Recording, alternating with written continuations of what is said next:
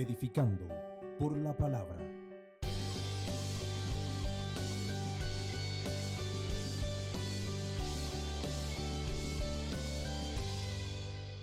Disfruta de un programa diferente, donde siempre habrá un mensaje de esperanza, confiados de que todos los problemas tienen una solución, ya que vivimos la verdad que es Cristo. Disponte a disfrutar la palabra de Dios a través de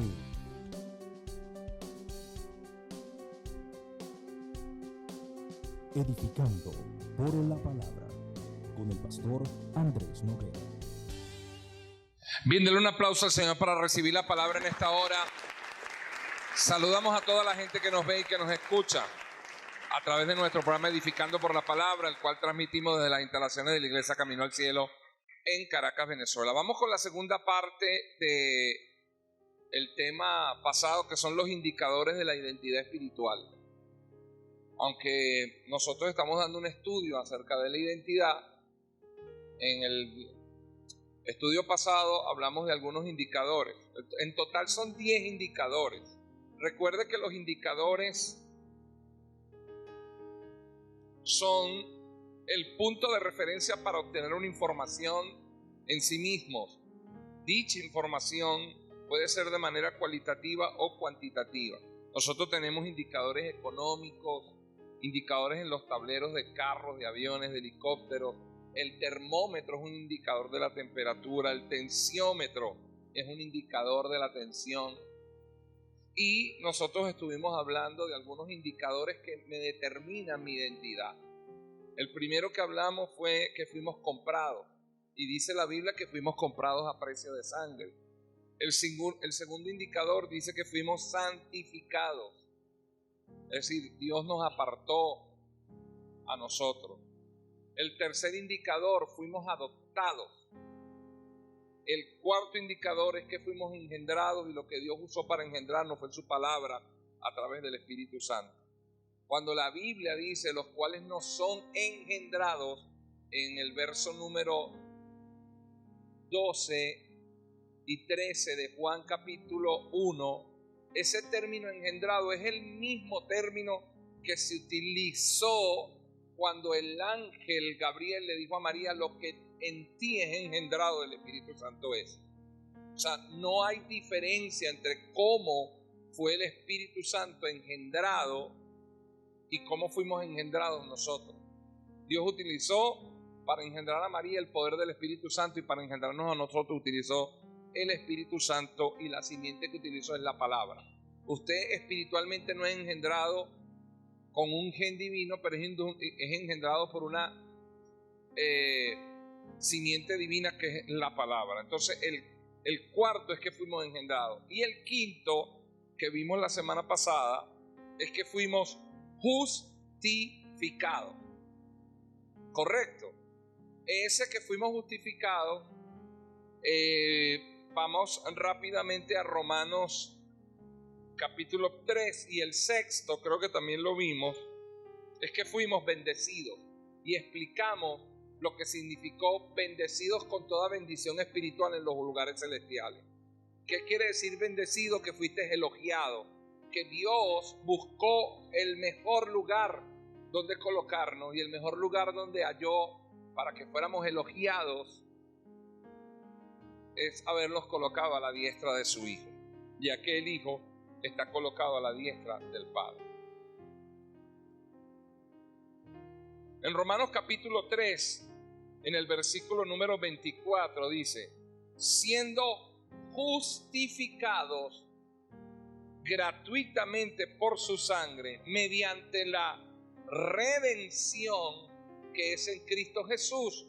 Preste atención: a quien Dios puso como propiciación por medio de la fe en su sangre, para manifestar su justicia a causa de haber pasado por alto en su paciencia los pecados pasados, con la mira, la intención de manifestar en este tiempo su justicia, a fin de que Él sea justificado y el que justifica al que es de la fe en Jesús.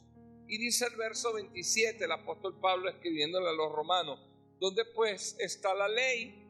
¿Dónde pues está la jactancia? Queda excluida. ¿Por cuál ley? ¿Por la de las obras? No, sino por la de la fe. Concluimos pues que el hombre es justificado por la fe sin las obras de la ley. Y por supuesto hablamos de lo que es bendecir. La semana pasada prometí hacer algo, lo voy a hacer rápidamente, por lo menos tomarme, si quiero, unos 10-15 minutos para que nosotros veamos esto. La Biblia nos habla a nosotros de la justificación, de la santificación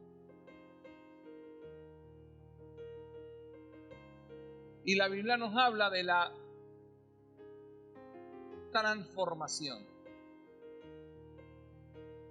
Recuerden que nosotros somos seres tricotomáticos.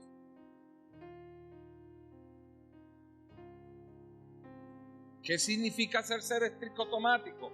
1, somos un espíritu. 2, tenemos un alma. 3, vivimos en un cuerpo.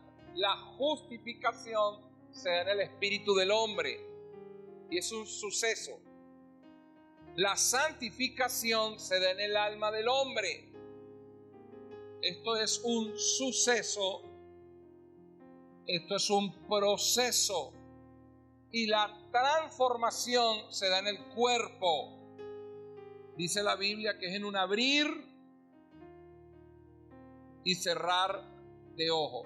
Es decir, en el cuerpo lo corruptible se viste de incorruptibilidad. ¿Qué significa eso? Es cuando nuestro cuerpo es glorificado.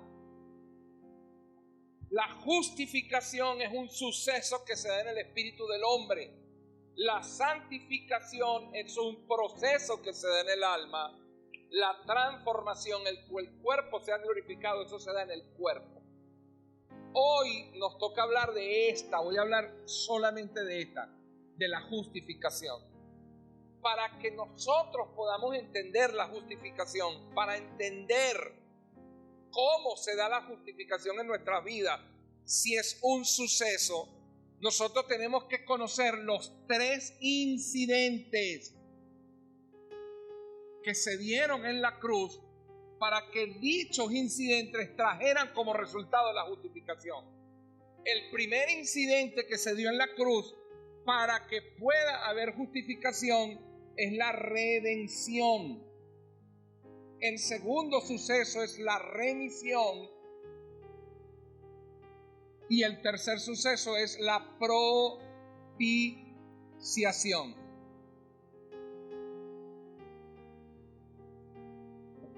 Estos fueron los 3 incidentes que se dieron en la cruz: la redención, la remisión y la propiciación. Cuando los 3 sucesos se dieron, el resultado de estos 3 incidentes es la justificación en el espíritu del hombre, que es un suceso. Suceso significa que fue algo que se dio de inmediato. La santificación es un proceso, es ir renovando en el entendimiento, haciendo morir lo terrenal que está en nosotros, despojándonos del viejo hombre que está viciado, entregar la obediencia. Para entregar la obediencia yo tengo que quebrantarme, tengo que canalizar las emociones, tengo que controlar los deseos, tengo que atender y obedecer a la palabra. Y por eso es que lleva tiempo, es un proceso. Lleva años hasta que alcancemos la estatura del varón perfecto. Y esto último, la transformación del cuerpo, será en un abrir y cerrar de ojos. Los muertos se levantarán primero y nosotros los que hemos vivido seremos transformados. Óigame, esta justificación, esto solo lo puede hacer el Espíritu Santo. Y la transformación solamente la puede hacer Dios a través del Espíritu Santo. En la justificación no hay intervención humana en la transformación del cuerpo no hay intervención humana. O sea, yo no puedo hacer un esfuerzo para justificarme y usted no puede hacer un esfuerzo para ser transformado en gloria. Eso es algo que le corresponde al Espíritu Santo. Lo que usted sí puede hacer es hacer todo lo posible en vivir en santidad, porque viviendo en santidad se produce santificación en su vida. Pero ahorita nos vamos a ocupar de estas tres cosas: de la redención, de la remisión y de la propiciación. Vamos con el primero. ¿Qué significa la palabra redención? Significa comprar un esclavo para dejarlo libre. Eso es lo que significa redención: comprar un esclavo para dejarlo libre. Cuando nosotros traducimos esta palabra redención en el término original griego, la palabra tiene tres significados: agoraxo, hexagoraxo, corrijo, es con S, y lutro. Estas tres palabras son traducidas redención. ¿Qué significa redención? Fui comprado para, después de haber sido comprado, dejarme libre. Cuando en los tiempos de la esclavitud, cuando en los tiempos donde se negociaba a los esclavos eran comprados y vendidos. Pero cuando un hombre compraba un esclavo y agarraba el título de propiedad del esclavo y lo endosaba poniendo el nombre del esclavo en el endoso, lo que le estaba diciendo es: tú eres libre, ahora tú eres de tu propiedad.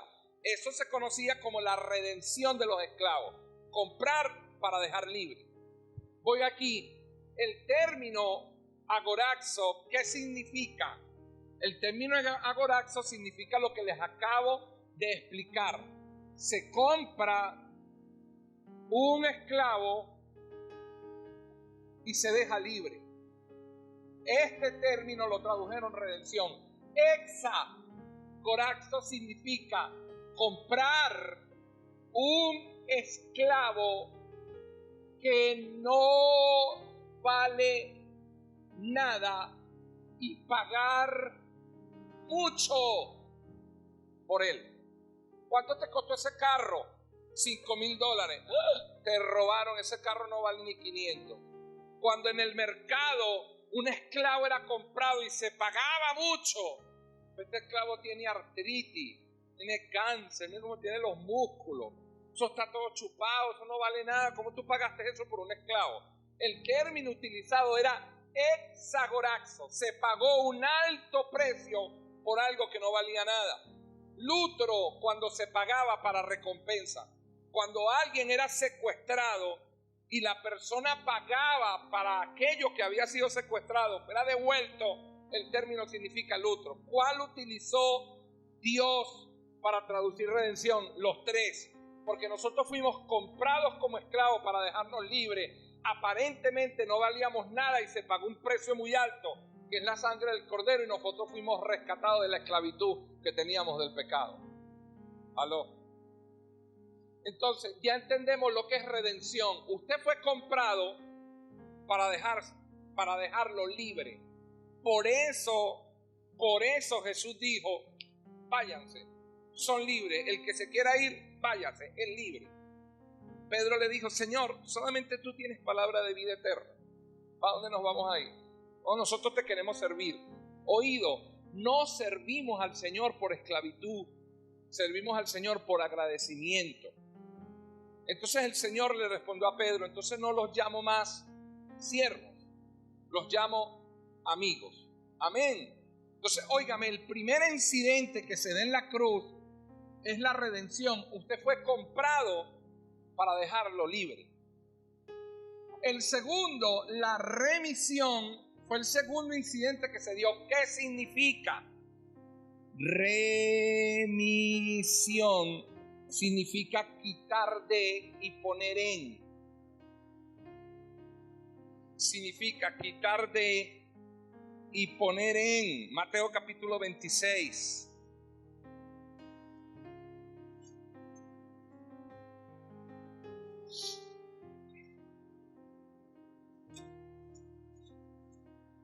En Mateo capítulo 26, en el versículo número 28, Dice, porque esto es mi sangre del nuevo pacto que por muchos es derramada para remisión de pecado. Repito, para remisión de pecados. Efesios capítulo 1. Porque son términos que maneja la teología y que la teología los conceptualiza, pero también son términos bíblicos. Son términos que aparecen en la Biblia. En Efesios capítulo 1, en el versículo número 7 dice, en quien tenemos redención por su sangre. Ya expliqué lo que es redención. El perdón de pecados según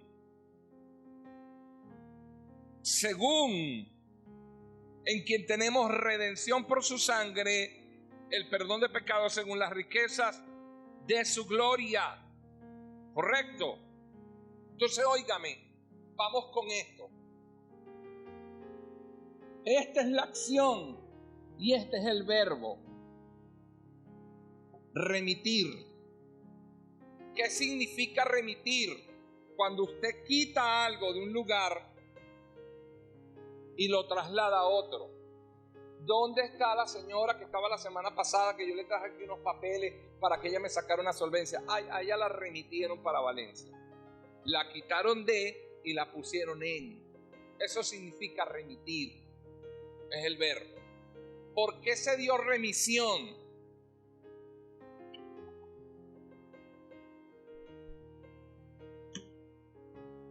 Voy a explicar el misterio del cambio.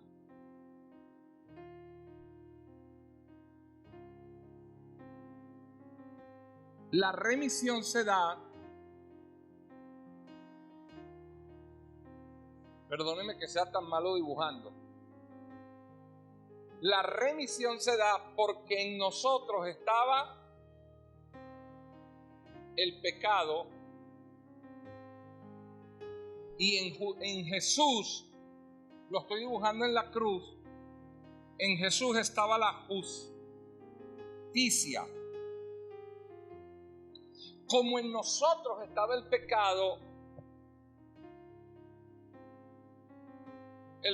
trajo la muerte. Pero como en Jesús estaba la justicia, el resultado de la justicia es la vida. Y como en nosotros que estaba el pecado y el resultado es la muerte, el resultado de la muerte es la condenación eterna. Como en Jesús estaba la vida y el resultado de la justicia, es la vida, y el resultado de la vida era la eternidad.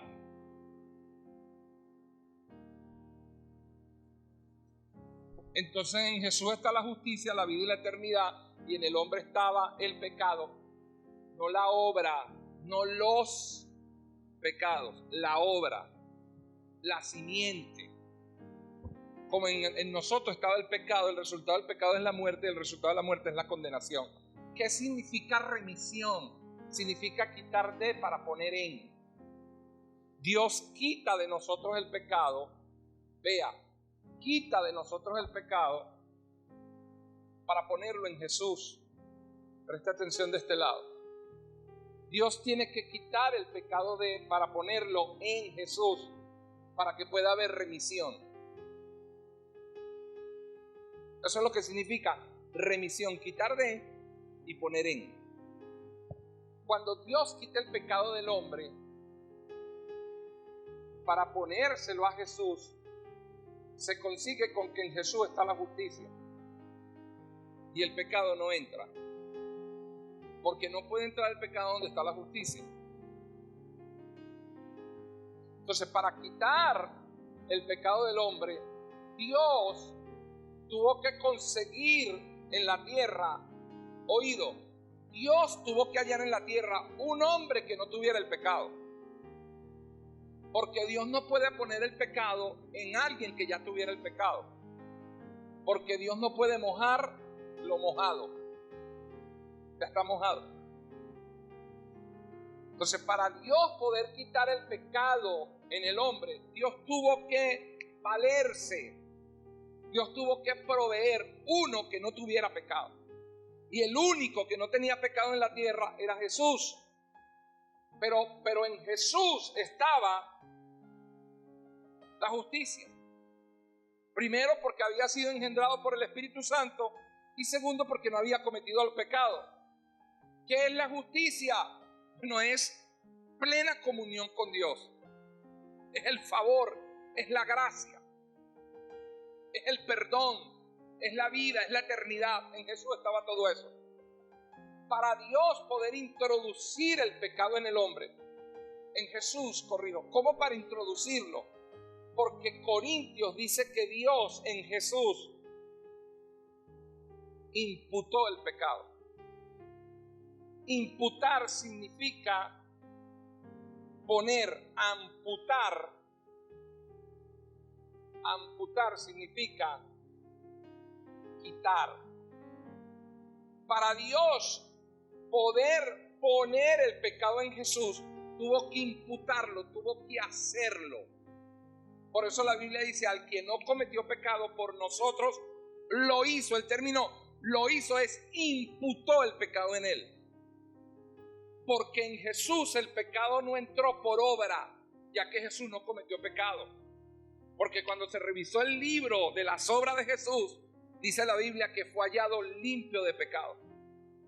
Porque fue tentado en todo conforme a nuestra semejanza, pero hallado limpio de pecado. Entonces, en Jesús no había el pecado por obra. Hubo que imputar el pecado, pero no se podía imputar el pecado porque en él estaba la justicia. ¿Qué tuvo que hacer Dios? Tuvo que quitar la justicia del hombre. ¿Cómo quita Dios la justicia? Separándose de él en la cruz. ¿Todavía me siguen en el dibujo o hay muchas rayas? Todavía me están siguiendo. Entonces Dios tiene que separarse de Jesús, y es cuando Jesús dice, Dios mío, ¿por qué me has abandonado? Si no te abandono, no se produce la muerte espiritual. Al quitarse Dios de Jesús en la cruz, se produce la muerte espiritual para que Jesús quede sin la justicia y el pecado pueda entrar en Jesús. Aló.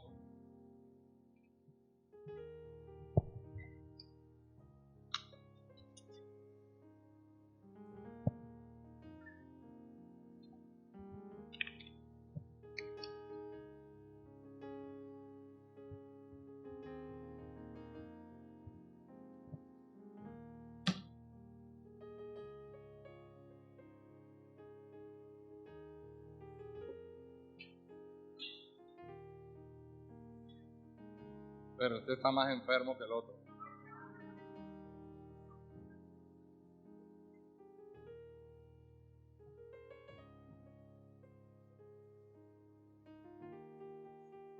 Pecado. ¿Qué trajo el pecado? ¿Qué trajo la muerte? En Jesús estaba ¿qué? ¿Qué trajo la justicia? ¿Qué trajo la vida?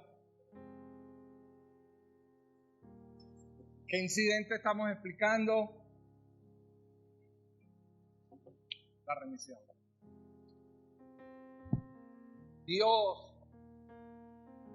Dios, para que se diera la remisión por su sangre, tuvo que quitar el pecado en el hombre y hacer un puente para poder poner la justicia del hombre. Tiene que quitar el pecado y ponerlo en Jesús, ponerlo en la cruz. Cuando Dios se separa del hombre, se produce la muerte espiritual en Jesús. Jesús dice, Dios mío, ¿por qué me has abandonado? Hay teólogos que dicen que en Jesús no se produjo la muerte espiritual. Totalmente falso. Porque si en Jesús no se produce la muerte espiritual, ¿cómo pueden introducir al que estaba muerto? Según Hebreos. Dice que lo introdujo por primera vez como el unigénito, pero lo introdujo por segunda vez como el primogénito. Entonces, no tiene sentido darle la vida al que está vivo. Le dio la vida nuevamente porque en él estaba la muerte espiritual. Una vez que se produce la separación, Jesús se queda sin justicia, y quedándose sin justicia, entonces el pecado puede entrar en Jesús. ¿Qué tenemos aquí? Tenemos al hombre sin pecado y tenemos a Jesús sin justicia. ¿Para qué Dios le quitó el pecado al hombre? Para poder hacer remisión. Al quitarle el pecado al hombre, pone en Jesús el pecado, porque le había quitado la justicia a Jesús. Y al quitar la justicia en Jesús, se la pone al hombre. Porque el hombre ya no tenía el pecado. Como el hombre ya no tenía el pecado, no tiene por qué tener la muerte. Entonces Dios agarra la muerte del hombre y la pone en Jesús. Y en Jesús, que estaba la justicia, el resultado de la justicia era la vida. Entonces Dios quita la vida de Jesús y la pone en el hombre, porque en el hombre ya estaba la justicia. Al estar la justicia, puede estar la vida. Y en el hombre estaba la condenación. ¿Por qué en el hombre estaba la condenación? Porque causa de la muerte, y la muerte por causa del pecado, pero ya no estaba el pecado ni estaba la muerte. Entonces Dios tiene que quitar la condenación en el hombre y ponerla en Jesús. Y en Jesús, que estaba la justicia, que traía como resultado la vida, y la vida traía como resultado la eternidad. Entonces Dios quita la eternidad de Jesús y la pone en el hombre, para que el hombre pasara a ser ahora justo, tuviera vida y fuera eterno. Aló.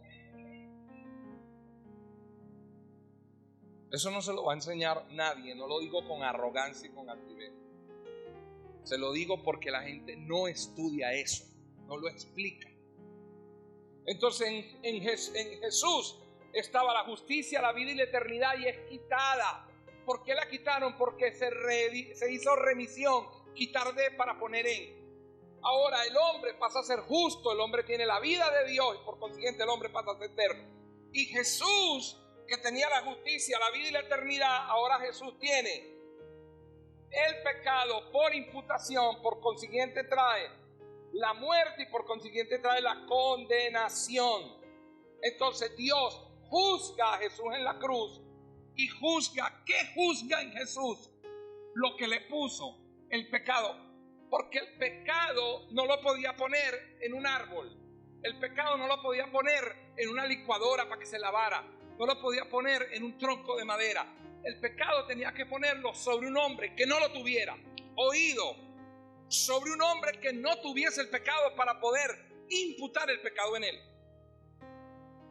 Entonces tenemos en la cruz a un Jesús a quien le pusieron el pecado, por consiguiente le pusieron la muerte, por consiguiente le pusieron la condenación. Y Dios juzga el pecado, la muerte y la condenación, la juzga en Jesús estando en la cruz. Una vez que lo juzga, ¿cómo lo halla? Lo halla culpable. ¿A quién? ¿A Jesús? No, al pecado, la muerte y la condenación que imputó en él. ¿Por qué? Porque se dio la remisión. Esto que usted está viendo aquí, este poco de rayas que hace el pastor, perdóneme que dibuje tan mal, porque pasó la justicia, pasó la vida y pasó la eternidad, y de aquí pasó, aquí pasó el pecado, la muerte y la condenación, y aquí la justicia, la vida y la eternidad. Esto que usted está viendo aquí, este cruce de un lado a otro que se dio de manera instantánea, esto se conoce como el misterio del cambio. Eso fue algo que se dio de ipso facto en la cruz. Y cuando se da el misterio del campo, había en el templo había un velo, y el velo se cayó de arriba para abajo, se rasgó. Ahora, ¿por qué de arriba? Porque Dios le estaba dando acceso al hombre. El velo era lo que separaba el lugar santísimo del lugar santo, y dicho lugar santísimo y lugar santo estaban dentro del tabernáculo, en el campamento. Cuando el velo se rasga es porque se ha dado el misterio del cambio. Dios le quitó a Jesús la justicia, la vida y la eternidad, y la puso en el hombre, porque en el hombre había quitado el pecado, la muerte y la condenación, y la había puesto en Jesús. Entonces, para los efectos de Dios, el hombre ya es un ser justificado, que tiene la vida y que tiene la eternidad. No tengo por qué tener un velo para no dejarlo entrar.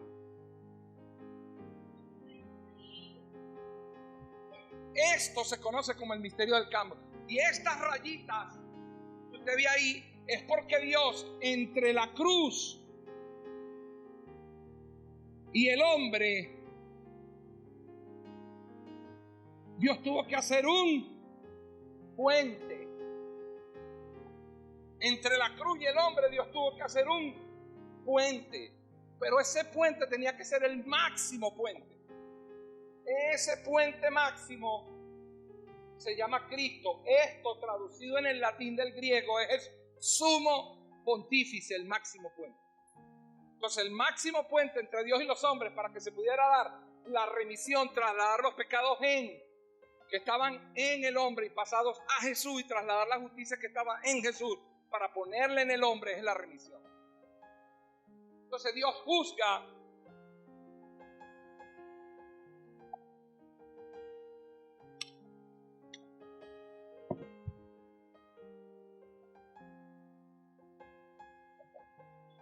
Dios en la cruz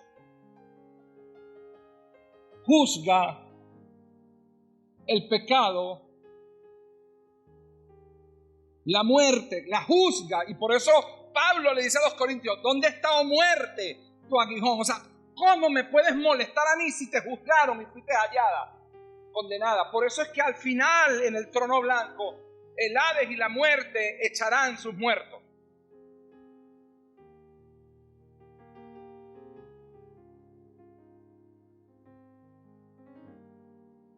Esto es juzgado en la cruz.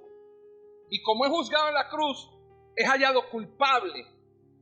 Pero estas tres cosas que usted está viendo aquí estaban sobre un hombre llamado Jesús, quien muere y desciende a las partes más bajas de la tierra. Están las partes bajas y están las partes más bajas. Esto es lo que la teología enseña que es el Hades. Arriba está el Hades y abajo, la más baja, está el Avalón, que lo menciona el libro de los Salmos. ¿Quiénes estaban en el Hades, en las partes bajas? Todos los que habían muerto antes de la cruz, que habían creído en las promesas. ¿Y quiénes estaban en las partes más bajas? Todos los que habían muerto antes de la cruz sin promesa. ¿A dónde descendió Jesús? Jesús descendió a las partes más bajas. Aquí descendió Jesús. Jesús estuvo en lo más bajo, dice la Biblia, porque ahí tuvo que llevar el pecado, la muerte y la condenación. No podía llevar el pecado, la muerte y la condenación acá arriba. Este lugar, Hades, las partes bajas, se conocía como el seno de Abraham o paraíso de Dios. Jesús está aquí. Lucas capítulo 6 me narra una historia de este acontecimiento. Aquí estaba Abraham, aquí estaba Lázaro y aquí estaba el rico. Un gran abismo nos separa. El rico le dijo: Padre Abraham, pero envía a alguien, que moje la punta de mi dedo, yo estoy aquí abajo muy atormentado. No se pueden, porque de aquí no se pueden pasar para allá, ni de allá se pueden pasar para acá. Vamos hasta ahí. Estoy dibujándoles y refrescándoles textos bíblicos para que ustedes vean cómo está la historia. ¿Cómo va la cosa? ¿Qué hace Jesús? Jesús está aquí abajo, entiéndase. No Jesús el cuerpo. El cuerpo había quedado en él. ¿Por qué el cuerpo quedó en el sepulcro? Porque el Verbo se hizo carne. El Verbo no se hizo espíritu, el Verbo se hizo carne. Entonces el Verbo se quedó en el sepulcro porque el Verbo se hizo carne. El cuerpo se quedó en el sepulcro. ¿Haciendo qué?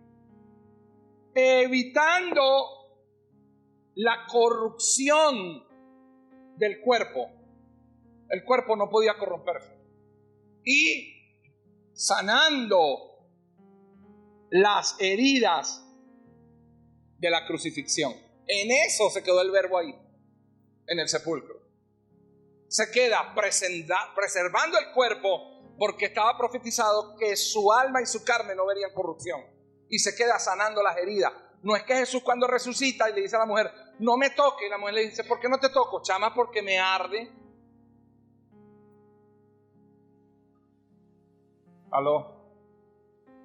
Es que se queda en el cuerpo evitando la corrupción y sanando las heridas.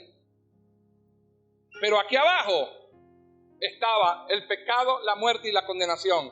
Óigame, si Jesús se queda allá abajo, vamos otra vez aquí. Porque ustedes tienen que aprender esto y esto lo van a aprender por una sola cosa. Esto no lo estoy enseñando para que usted diga, ay, el pastor Andrés, ¿cómo sabe eso? No, sino para que usted sepa en identidad qué tan justo usted es ante Dios. Oído.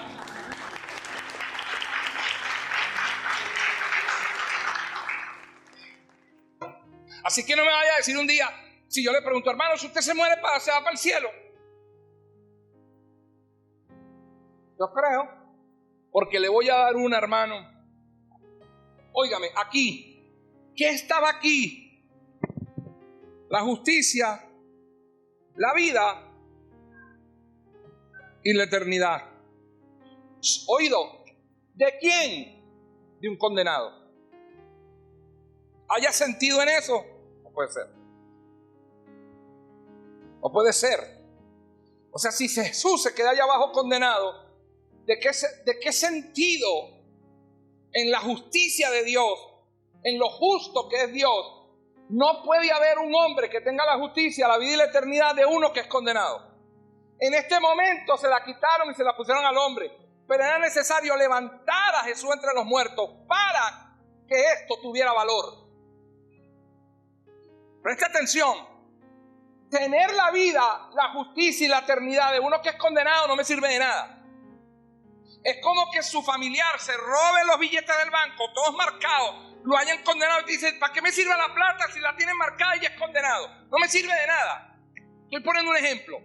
Si en usted queda la vida, la justicia y la eternidad de uno que estaba en las partes más bajas de la tierra, condenado, no tiene sentido. Pero para que esto tomara valor, Dios tenía que levantar a Jesús entre los muertos. Pero la única manera de Dios levantar a Jesús entre los muertos es que Jesús fuera justo. Porque si Jesús... Quédate quieto, ¿vale? Si Jesús no es justificado, no tiene sentido que Jesús nos justifique a nosotros. Porque ¿cómo puede justificarnos el que no tiene justicia? Pastor, pero él la tenía, pero se la quitaron. Allá agarrándome. Entonces aquí la tenía, pero aquí no. Pero Dios necesita justificarlo, pero ya no lo puede quitar, ya no lo puede justificar con la justicia esta, porque esa justicia estaba en nosotros. Entonces Dios se tuvo que valer de otra cosa para justificarlo. Y Dios peló, entiéndame la expresión, peló. O sea, Dios dijo, bueno, ¿qué hago? Como Dios es perfecto en todo lo que hace, la Biblia dice que en la ley decía que el que cumpla la ley por esta vivirá. ¿Aló? Entonces Dios sabía que Jesús, voy a dramatizar, voy a explicar dramatizando. La Biblia dice que Jesús no cometió pecado, que fue tentado en todo conforme a nuestra semejanza. ¿Qué significa conforme a nuestra semejanza? En la semejanza humana. Porque en Jesús estaba el gen de Dios, pero también estaba el gen de María. En Jesús estaba el gen divino, pero también estaba el gen humano. Ese es el misterio de la unión hipostática. Entonces Dios tiene que levantar a Jesús de entre los muertos para que esto en el hombre tenga valor. Y Dios se vale ¿de qué? De la ley, porque la ley dice, el hombre que cumpla la ley, por esta vivirá. Al tercer día, porque estaba escrito que el hombre tenía que cumplir 72 horas muerto para ser declarado muerto. No 36, 24, 72. Pasados 3 días, 3 noches, cumplidas las 72 horas, entonces Dios utiliza. ¿Qué utiliza Dios? El poder del Espíritu Santo que levantó a Jesús entre los muertos. esto es lo que utiliza. ¿De qué se vale legalmente para utilizar todo el poder del Espíritu Santo? De que se halló en el libro que en este hombre que habían mandado a las partes más bajas de la tierra, en este hombre no había pecado. ¿Quién administraba la muerte? La administraba el diablo. ¿Quién administraba los abismos? La administraba el diablo. Él tenía la llave. Porque el hombre en el huerto del Edén era el que se enseñoreaba de todo. Pero cuando Adán, que se enseñoreaba de todo, sucumbió, desobedeció a Dios y se sometió a la autoridad del diablo, le entregó todo al diablo y el diablo era el que administraba todo ahora. Entonces el diablo tenía el botín sobre la muerte y sobre el pecado, sobre la llave, sobre los abismos. Cuando Dios hace su juicio, dice, el diablo mató, es decir, utilizó la autoridad de la muerte para matar a un hombre que no tenía pecado. Lo que el diablo no sabía es que mientras el diablo estaba haciendo esto y lo estaban acusando, detrás de esto se estaba dando la remisión. ¿Aló? Porque el diablo es un perro callejero que siempre va a trabajar para Dios. Amén. No le olvide eso. Cuando usted ve al diablo atacando, lo que es tranquilo, que algo está haciendo Dios, porque a los que aman a Dios todas las cosas ayudan para bien.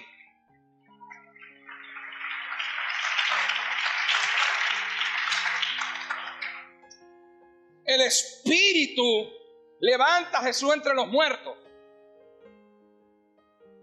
Y el término que el apóstol Pablo utiliza es la supereminente grandeza del poder. Esa palabra traducida es un hipérbole, una exageración. O sea, Pablo no halla cómo explicar cualitativamente el poder de Dios. Y dice, el Espíritu que levantó a Jesús entre los muertos es el que mora en ustedes y el que vivifica su cuerpo. Cuando el diablo se da cuenta que a Jesús lo están levantando entre los muertos, porque el diablo era el que tenía la autoridad sobre la muerte, el que tenía la llave de los abismos, llegaron los demonios corriendo. Empiezo a dramatizar para explicar. Llegaron los demonios corriendo, diablo, diablo, diablo. Y el diablo dijo, ¿qué pasó? Estoy ocupado. Diablo, están levantando a Jesús entre los muertos. ¿Cómo? Pero si a mí nadie me ha dicho nada, yo soy el que tengo la llave de los abismos. Yo soy el que tengo la autoridad sobre la muerte. ¿Quién está levantando a ese entre los muertos? Lo está levantando el Espíritu Santo. Sale corriendo el diablo y le dice a Jehová, Jehová, ¿por qué tú estás levantando a Jesús entre los muertos? Y Jehová le dice, búscame el libro de las obras de Jesús. Sale el diablo corriendo y buscó A, B, C, D, D, J, J, J. Jesús, aquí está, sacó el libro. Se lo lleva corriendo a Jehová y Jehová le dice, búscame dónde pecó Jesús. Y el diablo dice, pero ya te lo voy a buscar, a ver, fornicación, adulterio, mentira, herejía, borrachera, chisme, idolatría. Se sacó los mocos. Y empezó y buscó. Dice, no, Jehová, según el libro de las obras de Jesús, no cometió pecado y tú lo mataste. O sea que tú mataste a un justo. Porque según la ley, él cumplió toda la ley y el que cumple toda la ley por ella vivirá. O sea, diablo, que maté a un justo, sí. No puedes seguir administrando la muerte, dame las llaves. No puedes seguir administrando el abismo, dame las llaves.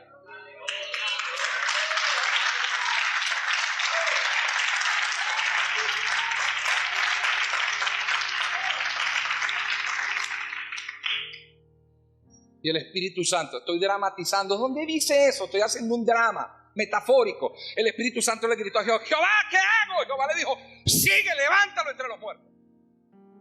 Cuando lo levanta de entre los muertos, va a buscar su cuerpo, porque el cuerpo estaba en el sepulcro.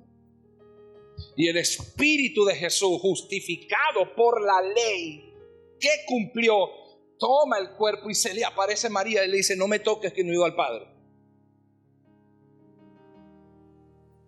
María le dice, no te toco, pero cuando regrese, hermano, te voy hasta morder los cachetes. Versión Andrés Noguera. Jesús se va camino en Maús y 2 testigos lo ven. Y él le dice, ¿qué pláticas son esas que ustedes hacen? Los 2 testigos le dicen, oye, pero ya hoy es domingo. Tú no has oído hablar de Jesús el Nazareno, el que dijo que hoy resucitaría, que tal, que esto. Y hay unas mujeres que dicen que lo vieron y tal, de entre nosotros es de los que creíamos. Y partió el pan y cuando les dio el pan, entonces se abrieron los ojos y vieron que era él. ¿Y qué hizo él?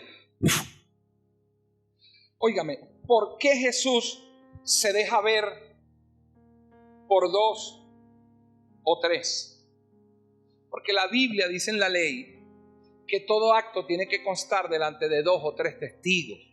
Y el acto de la resurrección de su cuerpo, él tenía que dejar evidencia. ¿Para qué? Para poder subir al cielo. Hermano, perdóneme que tenga un solo pizarrón. La próxima vez que explico esto, voy a tener por lo menos 4 pizarrones.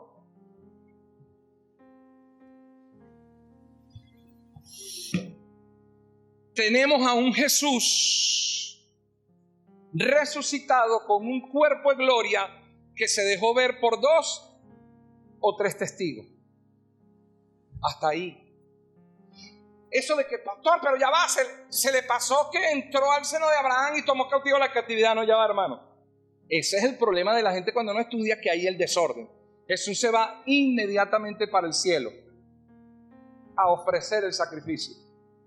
Cuando Jesús llega al trono, donde está el verdadero propiciatorio, porque yo les estoy enseñando redención y no he terminado con esto, donde está el propio propiciatorio, el propiciatorio celestial. Jesús quiere entrar como sacerdote y Dios le dice, stop, ¿dónde vas tú?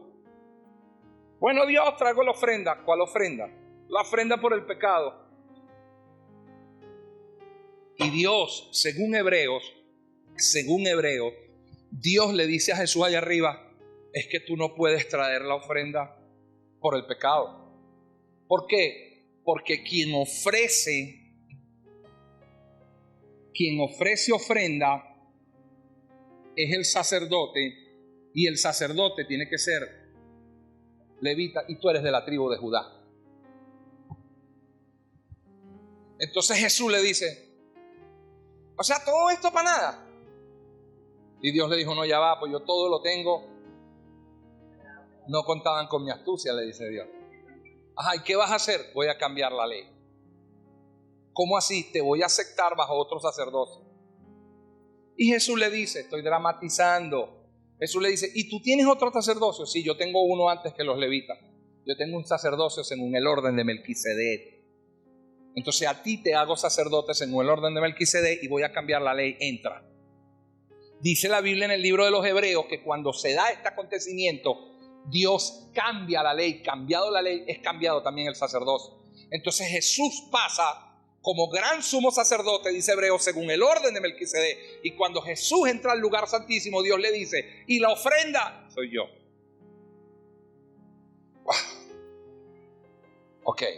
Entonces es aceptada la ofrenda. Y cuando es aceptada la ofrenda, desde aquí baja a las partes bajas.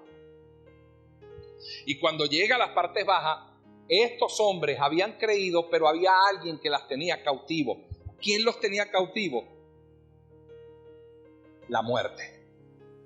Entonces él toma cautiva la cautividad, es decir, él toma cautivo a quien los tenía cautivos y los toma, todos los que habían creído aquí los tomó cautivos y dejaron de estar en el seno de Abraham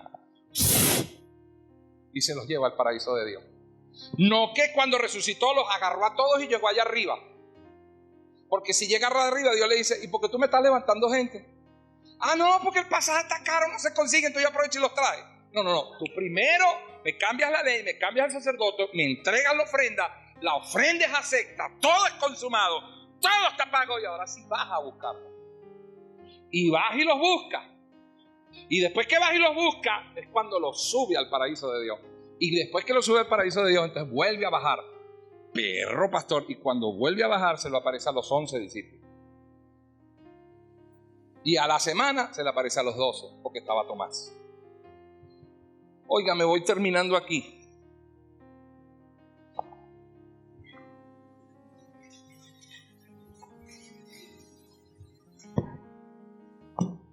El tercer incidente que se da en la cruz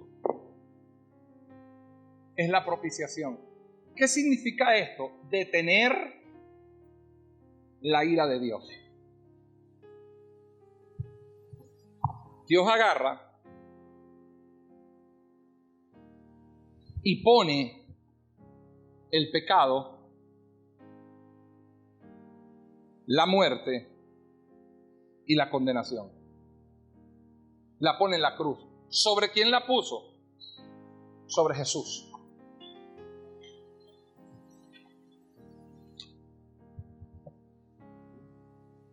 Me decían mis hijos hace años,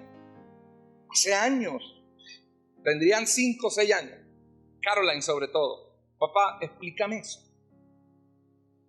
O sea, tú dices que Dios puso el pecado sobre Jesús y toda la ira de Dios descendió sobre Jesús. No, mami, toda la ira de Dios descendió sobre el pecado. Lo que pasa es que nos lo tradujeron mal. Dice que Jesús es la propiciación. No, Jesús no es la propiciación. Jesús hizo propiciación. Él es el propiciatorio. ¿Eso qué significa? Él es la tapa del arca, de donde descendía el fuego. Entonces, Dios tenía que condenar el pecado, condenar la muerte y la condenación. Tenía que juzgarlos y castigarlos. ¿Sobre quién estaba? Sobre Jesús. Al caer toda la ira de Dios sobre ellos tres, ¿quién llevó? No, papá, explícame eso. Agarré el sartén de mi casa. Le dije, el sartén es Jesús. Prendí la hornilla y cuando salió el fuego, le dije, esta es la ira de Dios. Sí, sácame un pecado de ahí de la nevera. Un pecado, papá, sí, sácame un bistec. Y saqué el bistec y le dije, este es el pecado. El sartén es Jesús. La hornilla es la ira de Dios. Vamos a poner a Jesús sobre la ira de Dios. Y el pecado, que es el bistec, lo vamos a poner encima. La carne, hija, préstame atención. ¿La carne está llevando el fuego? No. ¿Quién está llevando el fuego? Me dijo el sartén. ¿Qué le está pasando a la carne? Me dijo, se está consumiendo, papá. Hasta que la carne no quedó así un carboncito, no dejé de explicarle. Le dije, ¿estás viendo lo que está sucediendo? Sí, papá. Eso sucedió en la cruz. Toda la ira de Dios descendió sobre Jesús en la cruz. Él fue el propiciatorio. O sea, toda la ira vino sobre él. Dios no tiene ira con el pecado. Cuando usted oiga a los evangélicos, hermanos, Jehová está bravo. Jehová no está bravo nada. Ya toda la bravura, por decirlo de esa manera, toda la rabia que podía tener, toda la ira que podía tener Dios por causa del pecado, Jesús la pagó en la cruz. Dios no está bravo por causa del pecado. Entonces, en Jesús se dio el propiciatorio. Entonces, dice la Biblia que era necesario que sobre el propiciatorio se derramara 7 veces la cruz, la sangre. En Jesús se cumplió eso, porque cuando Jesús le arrancan las barbas, 1 salió sangre. Cuando Jesús le ponen la corona de espina, 2 salió sangre. Cuando Jesús le flagelan la espalda, abren surcos con los látigos, salió sangre. Es la 3ª vez que le está saliendo sangre. Cuando le clavan su mano derecha, le salió sangre, 4. Cuando le clavan la mano izquierda, derramó sangre, 5. Cuando le juntaron los pies y metieron el clavo, derramó sangre, 6. Cuando le atravesaron el costado, derramó sangre, 7. Ahí están las 7 veces que se derramó la sangre. Porque Él era el propiciatorio. En Él se dio eso. Pastor, ¿y por qué cayó toda la ira de Él? Porque, óigame, a él lo maltrataron los romanos. Lo maltrataron los sacerdotes del Sanedrín. Descubrieron sus vergüenzas porque lo crucificaron desnudo. No en el guayaquito, en el guayuco que nos muestran los católicos. No, sus partes fueron expuestas públicamente. Toda la ira de Dios cayó sobre él. Óigame, hermano, después que usted entiende que todo esto cayó sobre él, ¿qué puede hacer usted para salvarse? O sea, él sufrió todo lo que sufrió, le arrancaron las barbas, le pusieron la corona de espina, que dice que la medida de 10 centímetros le atravesaron la sien. La mata que se utilizó chupaba el líquido del cerebro, esto. salió por aquí, le salió por aquí. Para los que han tenido espinillitas por aquí que no le aguantan, él le sacaron las espinas por aquí. No las espinas, las espinillas, las espinas de la mata. ¿Qué puedes hacer tú para añadirle a este sacrificio algo más? Dios no acepta más sacrificio. Entonces, hermanos, si en ti se dio la redención porque te compraron para dejarte libre, se dio la remisión porque quitaron tus pecados para ponerlo en Él, y se dio la propiciación porque toda la ira de Dios cayó sobre Jesús, hermano, tú eres salvo, es por gracia. Tú eres justificado, es por gracia. Tú no puedes añadir más nada.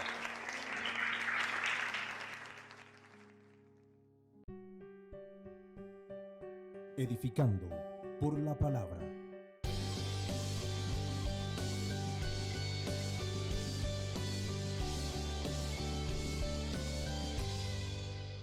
Disfruta de un programa diferente, donde siempre habrá un mensaje de esperanza, confiados de que todos los problemas tienen una solución, ya que vivimos la verdad que es Cristo.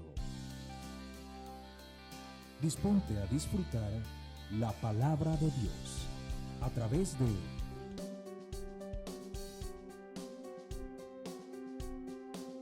Edificando por la Palabra con el pastor Andrés Noguera.